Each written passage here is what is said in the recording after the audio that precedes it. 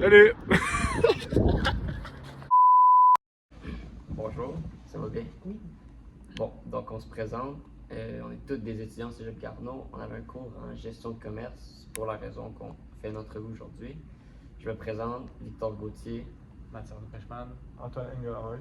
Moi, c'est Charles-Olivier Lacroix, puis on vient vous interviewer, là, parce que moi, vu que je travaille ici, c'était plus facile pour faire l'interview avec toi.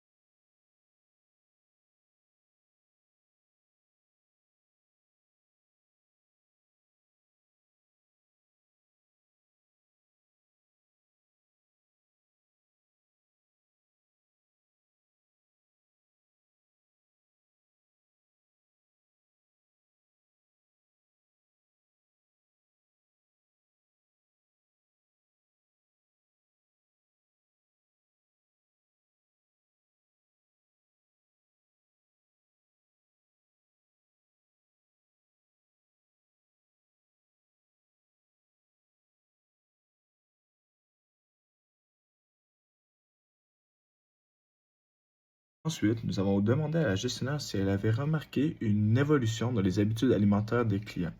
Elle nous avait répondu que oui, certains clients avaient tendance à choisir des aliments plus sains. Une autre question que nous avons posée à la gestionnaire était: est-ce que vous avez remarqué des changements dans les habitudes alimentaires des clients? Elle nous a répondu que oui, les clients ont eu plusieurs changements au cours cependant des saisons, des périodes de l'année, des offres et tout, mais elle a remarqué que généralement, les clients optaient pour des solutions plus saines et santé. Nous avons également demandé à la gestionnaire quels étaient les clients typiques du restaurant. Elle nous a expliqué qu'il y a beaucoup de travailleurs, par exemple le matin avant d'aller au boulot, et un peu plus tard, on peut apercevoir des familles, des couples ou des groupes d'amis. Nous avons ensuite demandé à la gestionnaire afin d'en savoir plus sur elle et sur le restaurant depuis combien de temps elle avait été embauchée comme gérante. Elle a été embauchée il y a environ 6 mois. Nous avons ensuite demandé à la gestionnaire afin d'en savoir plus sur elle et sur le restaurant, cela faisait combien de temps qu'elle avait été embauchée. Elle nous a répondu qu'elle a été embauchée il y a environ 6 mois. Nous avons ensuite demandé à la gestionnaire quels horaires recevaient le plus de clients. Elle nous a expliqué que, bien évidemment, puisque c'est un restaurant déjeuner, il recevait beaucoup plus de clients dans les alentours de 8, 9 heures et 10 heures. Mais il y a quand même des clients avant cela, 6, 7 heures, et après, vers 11 heures, midi et 1 heure.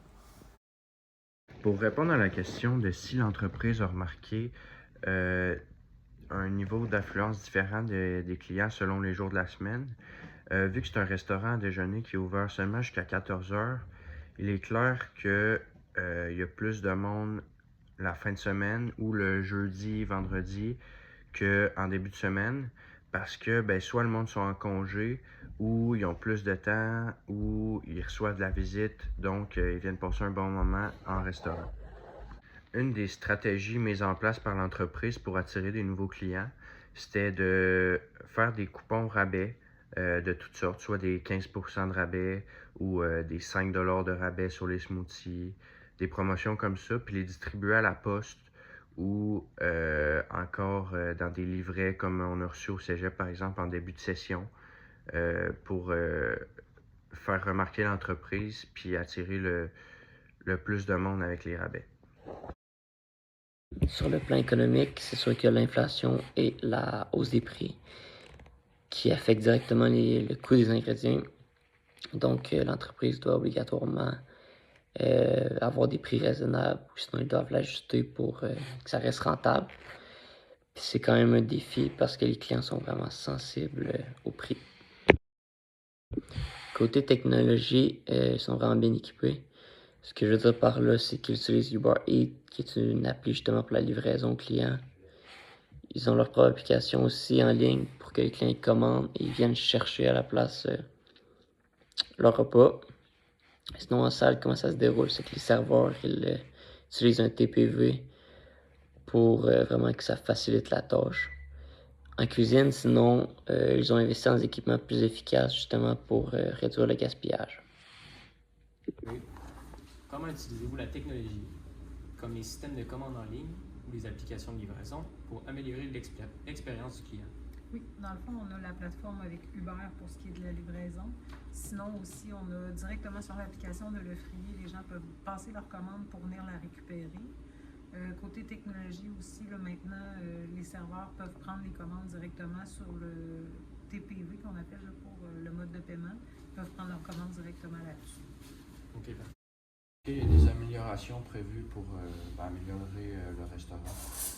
Oui, en fait, avec le beau temps qui s'en vient, on va avoir la terrasse pour la première fois. Ensuite de ça, on est en ajustement là, sur les quantités dans les assiettes. On fait aussi de la publicité beaucoup pour attirer de la clientèle. OK, parfait. Je me demandais s'il y avait des initiatives pour limiter le gaspillage alimentaire. Oui, en fait, avec les assiettes, il y a toujours 2 rôtis qui viennent avec. OK. Puis nous, ce qu'on fait, c'est qu'on en donne une et on avise le client qui peut avoir la deuxième aussi. Donc comme ça évite vraiment beaucoup de gaspillage. On a diminué aussi les portions de patates. S'ils en veulent d'autres, ils peuvent le demander aussi. Sur le côté écologique, Lefrier font vraiment des belles démarches. Par là, ce que je veux dire, c'est qu'ils utilisent le plus possible des produits locaux et bio. Ils récupèrent les huiles usées. Lors des livraisons, ils utilisent maintenant des boîtes en carton et ils ont totalement remplacé leurs ustensiles qui sont jetables. Quelle est l'ambiance de travail dans le restaurant? On a une bonne ambiance. C'est sûr que des fois, il faut les ramener à l'ordre parce que ça reste que c'est une équipe qui est jeune la fin de semaine. Surtout la semaine, ça va bien, c'est des temps pleins réguliers. Mais j'essaie de garder ça positif, de toujours amener justement du positif, même pendant le négatif. Combien d'employés travaillent ici en moyenne?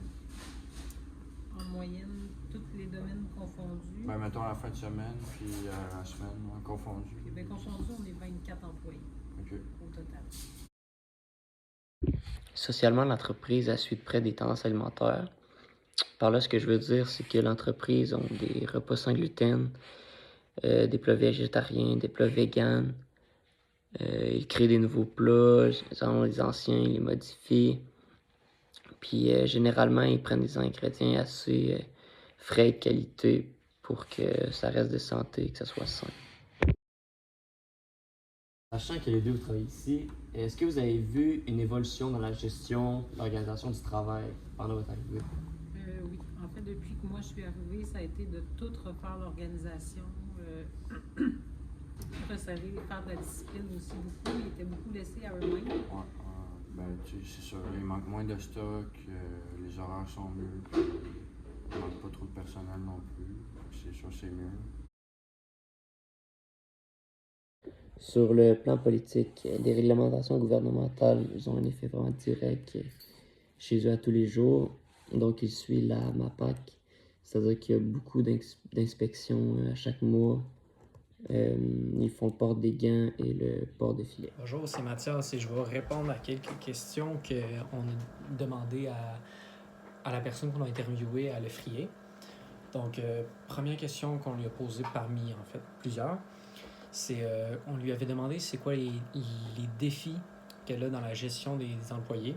Il nous a répondu que, bien sûr, il faut faire plaisir à tout le monde, il faut respecter les horaires, les demandes de congés, puis aussi de garder une bonne ambiance pour éviter les conflits. Ensuite, on lui a demandé c'est quoi ses stratégies pour fidéliser les employés ou éviter le roulement du personnel. Donc, elle a encore là répondu que la communication c'est important, des horaires flexibles et des avantages pour maintenir l'ambiance et bien sûr fidéliser le personnel comme déjà dit. Ensuite, comment elle faisait pour gérer les imprévus de personnel. Elle nous a dit qu'elle organisait à l'avance s'il y avait des imprévus et si c'est pas possible, il y avait toujours un remplaçant qui était possible d'arriver pour régler le problème. Ensuite, bien sûr, on a demandé c'est quoi sa journée typique dans son rôle. Elle nous a dit que c'est assez simple, que c'est juste de superviser et d'assister si il y a des problèmes. Et pour la dernière question, on lui avait demandé est-ce qu'elle a des techniques pour éviter le gaspillage. Et oui, elle avait une technique qui était de offrir directement, mettons, par exemple, 2 rôtis et que si la personne voulait une deuxième, elle pouvait la demander et comme ça évitait qu'on fasse du gaspillage. Merci. OK, donc on vient de finir notre entrevue avec Mme Marie-Pierre de Lefrier et on a beaucoup appris grâce à ses questions et réponses. Tenons à lui dire un gros merci à Marie-Pierre pour tout le temps qu'elle nous a accordé et toute l'expérience qu'elle a su nous démontrer. Pour finir, l'accueil au restaurant était vraiment chaleureuse, très bonne musique, vraiment belle ambiance. Je vous remercie pour l'écoute et j'espère que vous avez apprécié l'interview et que vous en avez appris plus sur le restaurant.